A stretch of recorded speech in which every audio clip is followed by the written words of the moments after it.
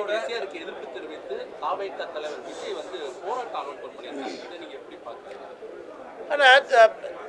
தமிழக வெற்றி கழகம் அதனுடைய தலைவர் திரு விஜய் அவர்களுக்கு என்னுடைய அறிவுறுத்தல் என்னன்னாங்கன்னா, எனக்கு அரசியல்ல எதிர்ப்பது மட்டுமே மக்கள் பார்ப்பதில்லை. இல்லை நான் அரசியல் கட்சியாக நான் தொடங்கிய காரணத்திலிருந்து பிஜேபி எதிர்ப்பேன் ஃபைன். இன்னைக்கு விஜய் அவர்களுடைய மனநிலையோ தமிழக வெற்றி கழகத்தினுடைய மனநிலை எப்படி ஆயிடுச்சுன்னா, பாரதிய ஜனதா கட்சியை எதிர்ப்பதற்காக ஒன்னொன்னு செய்யறாங்க. உதாரணத்துக்கு special intensive roll revision election commission நடத்துறாங்க. சுதந்திரத்திற்கு பிறகு 12 முறை நடத்தி இருக்கின்றார்கள். புதுவையில் 13வது முறை நடக்குது. கடைசியாக புதுவையில் 2002 நடந்திருக்கு. தமிழ்நாட்டில் 2002, 2005, தமிழ்நாட்டில் 2 வருஷம் நடந்துச்சுங்கண்ணா, பாதி நடந்துச்சு. விஜய் அவர்கள் தேர்தல் ஆணையம் நடத்தக்கூடிய ஒன்னையும் பிஜேபியோட லிங்க் பண்ணி அதை எதிர்க்கிறாங்க. எது செய்தாலும் எதிர்க்கிறாங்க. வெறும் எதிர்ப்பு அரசியலை மட்டும் மக்கள் பார்த்து ஓட்டு போறது இல்லைன்னா, ஆரோக்கியமா என்ன சொல்ல போறீங்க, என்ன செய்ய போறீங்க? ராகுல் காந்தி அவர்கள் இதை செஞ்சு தானே பனிஷ்மெண்ட் கிடைக்குதுங்கன்னா. 95 தேர்தல் ராகுல் காந்தி தோத்துருக்காங்கன்னா, 95 தேர்தல் கடைசி 95 தேர்தல் தோத்துருக்காங்க. ராகுல் காந்தி அவர்கள் காங்கிரஸ் கட்சிக்குள்ள பொறுப்பெடுத்த பிறகு 95வது தேர்தல் தோல்விதான் பீகார். ஏன்னா எதிர்க்கிறாங்க, ஆரோக்கியமான விஷயத்த சொல்றது இல்லைங்கண்ணா.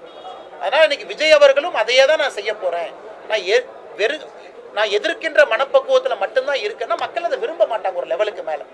இன்னைக்கு விஜய் அவர்கள் எஸ்ஐஆர் எதிர்க்கிறாங்கன்னா என்ன தவறுன்னு சொல்லட்டும். வாக்குரிமையை நம்ம பறிச்சிருக்கிறோமா பீகார்ல சொல்லட்டும்.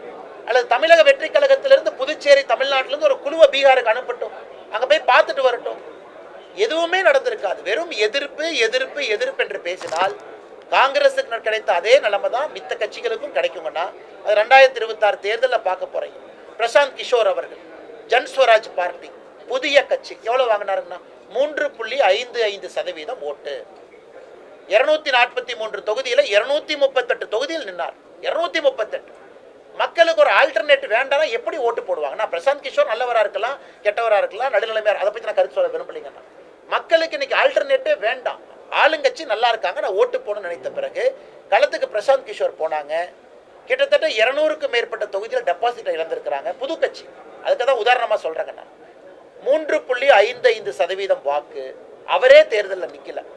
அதனால் எல்லோரும் யோசித்துக் கொள்ள வேண்டும். நான் கட்சி ஆரம்பிச்சிட்டங்கிறதுக்காக எதிர்த்தா அது சரியா இருக்குமா?